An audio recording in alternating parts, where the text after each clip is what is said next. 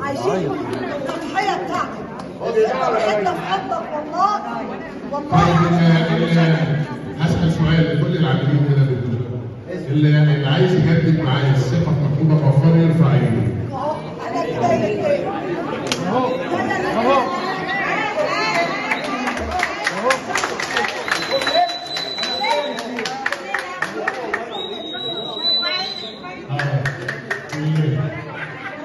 احنا بنجدد الثقه في محمود ابو غفار.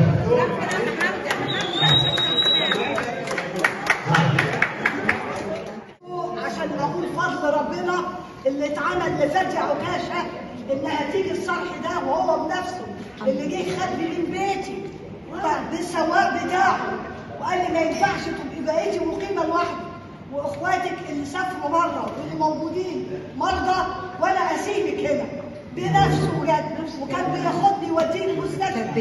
الشيخ زايد بالسواق بتاعه اعمل الجلسه ويرجعني هنا يقول لي لا مش هترجعي على البيت، ترجعي هنا يوم هنا ويوم في الجلسه، يوم هنا ويوم في الجلسه.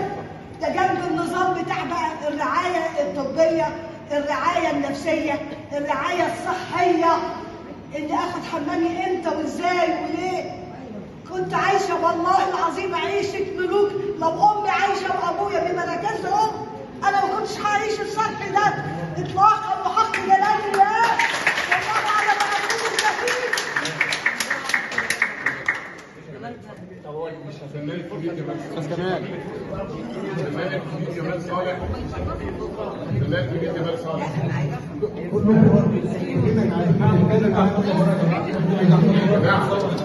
اسمع هو كده كلنا قاعدين بنتفرج كده.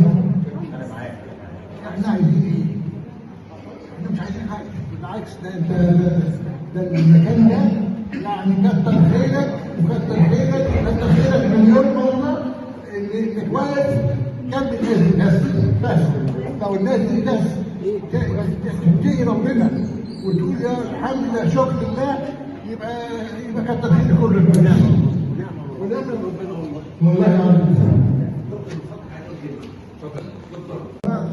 كلمني وكلم الدكتور اشرف وقال احنا كلمنا ولا كلمنا حاجه. اللي فوجئت كان يوم ولا اليوم الدكتور اشرف بيكلمني وقال لي ايه يا ابني؟ اتشرفنا على الله. اهلا بيك. من غير حاجه، من غير اي حاجه بيتكلم. عارف اقول لك حاجه؟ عايز ابقى أنا الحمد لله طبعا لما جيت هنا أنا بشكر ربنا الأول وبشكر الدكتور أشرف وبشكر كل العاملين هنا لأنهم فعلا يعني مفيش حاجة أنا بطلبها وما بلاقيهاش. حتى لو هي حاجة مش موجودة بيحاول المدير إن هو يحاول. وأشكر كل الناس اللي هنا موجودة حواليا اللي هم بيساعدوني في أي شيء أنا بطلبه. وفعلا يعني حلم أنا كنت بتمنى إن أنا أعيش فيه. وشكرا. دكتور حسين